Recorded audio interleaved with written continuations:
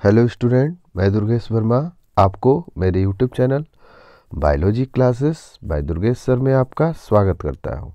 बच्चों, हमने अपने प्रीवियस वीडियो में आप लोग को क्लास 10th का जो lesson how do organism reproduce है, उसमें मैंने आप लोग को फिजन टॉपिक को बताया था। फिजन टॉपिक आप लोग को कंफर्म हो गया होगा। फिजन में दो टाइप का फिजन था आपका मेनली। एक आपका था सिंपल फिजन, जहाँ पर one cell form two cell by division, और एक था आपका मल्टीपल फिजन, जहाँ पर one cell form many cells. ये आप लोगों ने स्टडी किया था। तो अगर आपसे कोई पूछे कि फिजन और मल्टीपल फिजन में डिफरेंट तब क्या है, कोई भी आपसे पूछ सकता है। तो सिंपल फिजन जो होता है बेटा, वो फेवरेबल कंडीशन में होता है। सिंपल फिजन जो होता है, जैसे मैंने बाइनरी फिजन आपको बताया है, लॉन्गिट्यूडनल फिजन मैंने बताया है, ट्रांसवर्स फिजन बताया है, आप लोग को याद जरूर होगा। ये सभी जो फिजन होते हैं एक फेवरेबल कंडीशन में होते हैं, जबकि मल्टीपल फिजन जो होता है ये अनफेवरेबल कंडीशन में होता है। और आप लोग को याद होगा मल्टीपल फिजन का एग्जाम्पल था प्लाज्मोडियम, एक प्रोटोजोअन जिसमें आपका मल्टीपल फिजन होता है। और बाइनरी फिजन का एग्जाम्पल आपका क्या था, अमीबा। ट्रांसवर्स बाइनरी फिजन का क्या है, पैरामीशियम। और लॉन्गिट्यूडनल बाइनरी फिजन का आप लोग को याद होगा, लॉन्गिट्यूडनल फिजन का आपके बुक में दिया है लैसमेनिया, जिसको डिजीज जो कॉज होता है वो था काला अजार। आप लोग को याद जरूर होगा। तो वह अगर कंसेप्ट में अगर आपको कोई डाउट लगे तो आप हमसे पूछ सकते हैं। मैं आपको ज़रूर उन टॉपिक को कंफर्म करके दूंगा, और इसी आशा के साथ कि आपको कोई डाउट ना हो और आप मेरे वीडियो को रेगुलर देखकर कंसेप्ट क्लियर कर रहे होंगे, क्योंकि सिचुएशन आप सभी लोगों को पता है क्रिटिकल है। इस सिचुएशन में स्कूल ओपन होने के चांसेस बहुत कम है। तो आप रेगुलर के वीडियो देखिए और ऑनलाइन क्लास को कंटिन्यू रखें, जिससे आपके कुछ डाउट जो भी बन रहे हैं वो भी क्लियर हो जाए और आपका जो भी स्टडी है वो कंटिन्यू बने रहे। इसलिए आप लोग ऑनलाइन क्लास को ज्वाइन कर रहे हैं। ऑनलाइन क्लास में जो भी वीडियो दिखाया जाए उसको स्टडी करें और अपने डाउट को क्लियर करें। चलिए टॉपिक को आज स्टार्ट करें। फिर फ्रैगमेंटेशन टॉपिक है हम लोग का। फ्रैगमेंटेशन नेम से ही क्लियर है। फ्रैगमेंटेशन मतलब फ्रैगमेंट का, और टेशन का मतलब होता है फॉर्मेशन। और when a body divide into many fragment and these fragment have the ability to form a new organism, complete a new organism. This process is called as fragmentation. इसे note कर लीजिएगा, मैं note को आपके check करूंगा, इसलिए आप note कर लीजिएगा फ्रेगमेंटेशन का डिफिनीशन जो मैंने बताया है। फ्रेगमेंटेशन एक आपका प्रोसेस है, और यह प्रोसेस किस में आता है, एसेक्सुअल रिप्रोडक्शन में। और एसेक्सुअल रिप्रोडक्शन मैंने बताया था कि यह मोड्स ऑफ जो रिप्रोडक्शन है यह सिंगल ऑर्गेनिज्म इसमें इन्वॉल्व होता है। इस मोड ऑफ रिप्रोडक्शन में एक सिंगल ऑर्गेनिज्म की बॉडी जो है वह प्रोड्यूस करती है टू और मोर ऑर्गेनिज्म को इस मोड ऑफ रिप्रोडक्शन में, that is called as asexual reproduction. ये बातें अब तैयार रखिए, जो भी आपको क्लियर ना हो वो हमसे पूछिए, लेकिन जो बताया जा रहा है उसको क्लियर रखिए। देखिए बताया जा रहा है कि फ्रेगमेंटेशन जो होता है यह मल्टी सेलुलर ऑर्गेनिज्म होता है। जैसे फिजन और फ्रेगमेंटेशन में अगर आपसे कोई पूछ दे, एकदम आसान आंसर हो जाएगा। क्या आंसर होगा कि फिजन जो होता है यह मल्टी सेलुलर और यूनिसेलुलर ऑर्गेनिज्म में होता है, जबकि आपका फ्रेगमेंटेशन जो होता है यह मल्टी सेलुलर ऑर्गेनिज्म में होता है। यह आप लोग को तैयार रखना है, ठीक ना। तो मल्टी सेलुलर ऑर्गेनिज्म जो है जिनकी बॉडी का ऑर्गेनाइजेशन सिंपल होता है, मतलब सिंपली का मतलब अगर एक सेल डिवाइड हो रही तो उसके कांटेक्ट में जितनी भी सेल्स है, उसके पास जो भी सेल्स है वो सब डिवाइड होकर उसके कांटेक्ट में जो है उसके साथ जो है, और एक सीक्वेंस में डिवाइड होकर एक पार्ट का फॉर्म करें, जो पार्ट एक न्यू ऑर्गेनिज्म को बना दे। तो ये होता है, आप लोग तैयार रखेंगे। मल्टीसेलुलर ऑर्गेनिज्म में बता रहा है with organism with relatively simple body organisation.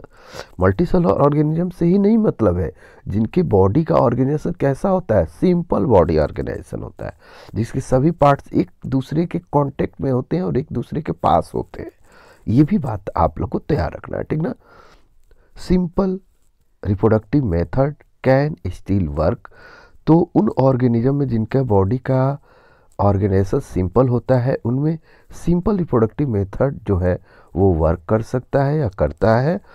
और इसका एग्जाम्पल जिस ऑर्गेनिज्म में को बताकर दिया गया है वो है स्पायरोगायरा। आप लोग को याद रखना है, आपके एग्जाम में आ गया हो कि फ्रेगमेंटेशन का एग्जाम्पल या फ्रेगमेंटेशन किस ऑर्गेनिज्म में देखने को मिलता है। तो एक तो आप लोग एग्जाम्पल में ऑर्गेनिज्म कोई पूछे तो स्पायरोगायरा, और बॉडी ऑर्गेनाइजेशन पूछ दे कि वह ऑर्गेनिज्म का बॉडी का ऑर्गेनाइजेशन किस टाइप का होना चाहिए जिसमें आपका फ्रेगमेंटेशन हो, तो आप बच्चों को मैंने अभी बताया सिंपल बॉडी ऑर्गेनाइजेशन होना चाहिए। Okay, for example simply break up into smaller piece upon maturation. बता रहा है कि जब बॉडी मैच्योर हो जाए, जब बॉडी मैच्योर हो जाता है तो स्मॉलर पीसेस में वो ब्रेक हो जाता है, और ब्रेक होने के बाद हर स्मॉलर पीस जो होता है एक न्यू ऑर्गेनिज्म का फॉर्मेशन करता है। दैट मीन्स यह भी जो प्रोसेस हो रहा है बेटा, यह भी फेवरेबल कंडीशन में हो रहा है, ऐसा नहीं अनफेवरेबल में, ऐसा नहीं होता है। यह फेवरेबल कंडीशन में होता है जब बॉडी मैच्योर हो जाता है, मैच्योरेशन में पहुंचता है, तो वो बॉडी ब्रेक होकर सिंपल स्मॉलर पीसेस में, और वह स्मॉलर पीस जो होते हैं आगे दिया है, दीज पीसेस और fragments grow into new individuals. ये जो सिंपल पीसेस और फ्रेगमेंट्स होते हैं, ये न्यू इंडिविजुअल में ग्रो कर जाते हैं, न्यू इंडिविजुअल का फॉर्मेशन करते हैं। अगर आपको यह देखना है तो can we work out the reason for this based on what we saw in activity 8.4। आपको यह सभी का रीजन आपको बताया जाएगा जब आप लोग को प्रैक्टिकल में जो एक्टिविटी 8.4 है इसको कराया जाएगा। अगर आपको कोई भी और भी डाउट लगेगा तो भी क्लियर कर दिया जाएगा प्रैक्टिकल के through.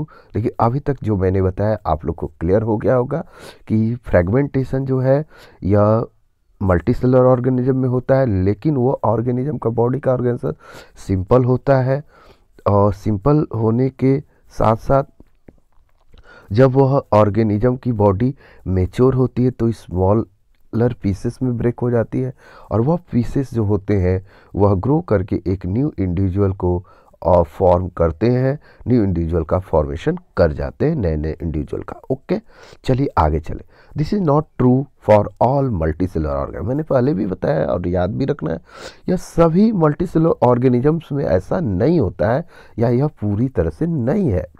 They can not simply divide cell by cell. देखिए जो मैंने शुरू में ही बताया था, क्योंकि उनकी बॉडी जो होती है cell by cell simply divide नहीं हो सकती हैं, इसलिए उनमें आपका फ्रेगमेंटेशन नहीं होगा। तो इस तरीके से सभी मल्टीसेलुलर ऑर्गेनिज्म में आपका फ्रेगमेंटेशन होना पॉसिबल नहीं होता है। The reason is that many multicellular organism, इसका कारण है कि बहुत सारे जो मल्टीसेलुलर ऑर्गेनिज्म होते हैं एज वी हैव सीन, जिन्हें हम देखते हैं, are not simply a random collection of cell. उनका बॉडी के अंदर सिंपली नहीं बल्कि उनके बॉडी के अंदर जो कलेक्शन होता है सेल का वो रैंडम होता है। दैट मीन्स इरेगुलर होता है, रेगुलर फॉर्म में नहीं होता है। ये भी आप बच्चों बताना। रैंडम का मतलब होता है अव्यवस्थित रूप से होता है, नॉट सिंपल, ठीक ना। स्पेशलाइज सेल्स और ऑर्गेनाइज एज टिश्यू, कुछ स्पेशल सेल्स जो होती है वो टिश्यू को फॉर्म करती हैं, और यह टिश्यू जो होते हैं जब ऑर्गेनाइज होते हैं तो ऑर्गन्स का फॉर्मेशन करते हैं, और which then have to be placed at definite position in the body. और यह जो ऑर्गन्स होते हैं यह बॉडी में डिफिनिट प्लेस पर प्रेजेंट होते हैं, उनका प्लेस होता है, वहाँ पर रहते हैं। तो इसलिए सभी लोग एक दूसरे के डायरेक्टली कांटेक्ट में होते नहीं हैं, और साथ में उनका मैंने जो अभी बताया कि उनका जो कलेक्शन होता है वो रैंडम होता है, सिंपल नहीं होता है। तो इस बेसिस पर यह आपका सभी मल्टीसेलुलर ऑर्गेनिज्म में फ्रेगमेंटेशन होना पॉसिबल नहीं होता है। यह लाइन, यह पैराग्राफ ज़रूर आप लोग तैयार रखिए, इसको ज़रूर समझिए, क्योंकि यही आपको पूरी तरह से क्लियर कर देगा फ्रेगमेंटेशन को। ओके, चलिए आगे समझें। इन सच ऑर्गेनाइज इनटू इसके बाद in such a carefully organise situation cell by cell division would be impractical. तो इस तरीके से पूरी तरह से यह जो ऑर्गेनाइज होना, केयरफुली ऑर्गेनाइज होना और सेल बाय सेल डिवीजन, यह एक इम्प्रैक्टिकल है, प्रैक्टिकल नहीं है। मतलब हर ऑर्गेनिज्म में cell by cell division possible नहीं होता है। Multicellular organ therefore need to use more complex way of reproduction. इस तरीके से जो मल्टी सेलुलर ऑर्गेनिज्म होते हैं, इसलिए उनमें आवश्यक होता है या वो यूज करते हैं मोर कॉम्प्लेक्स वे, एक कॉम्प्लेक्स वे ऑफ रिप्रोडक्शन का। वो सिंपल सभी में नहीं होता है, उनमें एक कॉम्प्लेक्स वे होता है रिप्रोडक्शन का। अब वह कॉम्प्लेक्स वे क्या है उसको हम लोग जानेंगे, समझेंगे। चलिए उसको समझें आगे। तो कॉम्प्लेक्स वे में बता रहा है, आप देखिए बेटा, बता रहा है आप लोग का अ बेसिक स्ट्रैटेजी, ठीक ना। A basic strategy use in multicellular organism is that different cell type perform different specialised functions. एक बेसिक स्ट्रेटजी जो यूज की जाती है मल्टी सेलुलर ऑर्गेनिज्म में, वह है कि डिफरेंट सेल टाइप जो होता है वह डिफरेंट स्पेशलाइज्ड फंक्शन के लिए रिस्पॉन्सिबल होता है। Different cell type perform different specialised function, तो अलग अलग फंक्शन भी करते हैं। Following this general pattern reproduction in such organism is also function of specific cell type. तो इस प्रकार से जो मल्टी सेलुलर ऑर्गेनिजम्स है उनमें एक स्पेशलाइज्ड सेल टाइप होते हैं जो फंक्शन करते हैं रिप्रोडक्शन में, और जिससे कंप्लीट ऑर्गेनिज्म का फॉर्मेशन होता है, ठीक ना। How is reproduction to be achieve from a single cell type. तो कैसे रिप्रोडक्शन पूरा हो पाता है एक सिंगल सेल टाइप से। If the organism itself consist of many cell type, जब यदि ऑर्गेनिज्म सेल्फ ही कंसिस्ट करता है मेनी सेल टाइप का, तो उनमें किस तरीके से एक सिंगल सेल टाइप से कंप्लीट हो पाता है, कैसे हो पाता है, यही पूछा जा रहा है। तो इसका आंसर भी दिया गया है। द आंसर इज दैट, इसका आंसर है कि there must be a single cell type in organism that is capable of growing, proliferating and making other cell type under the right circumstance। तो इसमें आंसर दिया गया है कि there must be a single cell type, एक single cell type जो organism में होना चाहिए, जिसके पास यह कैपेबिलिटी होनी चाहिए कि वो ग्रोइंग करे, बहुत तेज़ी से अपने नंबर को बढ़ाए। प्रोलिफरेशन का मतलब होता है बहुत तेज़ी से, रैपिडली वो अपने नंबर को बढ़ाए और अदर सेल टाइप को भी बनाए जब कंडीशन सही हो, और इस तरीके से नए ऑर्गेनिज्म का फॉर्मेशन हो जाएगा। तो जिन ऑर्गेनिज्म में सिंगल सेल टाइप बता रहा है कि जब ऑर्गेनिज्म में कैसे यह पॉसिबल हो पाता है, तो इसका क्वेश्चन पूछा था ना कि how is the reproduction to be achieved from a single cell type if the organism itself consist of many cell type. अगर कोई ऑर्गेनिज्म है जिसमें मेनी सेल टाइप को कंसिस्ट करता है, उसमें सिंगल सेल टाइप से कैसे रिप्रोडक्शन पॉसिबल है। तो उसका आंसर मैंने दिया कि अगर एक सेल टाइप में यह कैपेबिलिटी हो कि वो तेज़ी से ग्रो करे, लार्ज नंबर में सेल को बनाए और हर टाइप के सेल को बनाने की एबिलिटी रखता हो, अगर परिस्थिति राइट हो, तो तब यह पॉसिबल है कि रिप्रोडक्शन के थ्रू एक सिंगल सेल टाइप से ही कंप्लीट ऑर्गेनिज्म का फॉर्मेशन पॉसिबल होता है। और ऐसा होता भी है, आप लोग जानते भी हो। आप लोगों ने स्टडी भी किया है, ठीक ना। वह आप लोग को बताया जाएगा जब सेक्सुअल रिप्रोडक्शन पढ़ाया जाएगा। तब स्पेशलाइज सेल्स होती हैं जो गेमेट्स होती हैं उनके पास, और वो गेमेट्स जो होती हैं वो जाइगोट बनाती है, और जाइगोट के पास यह एबिलिटी होती है कि अदर सेल टाइप को भी वो बना सकता है।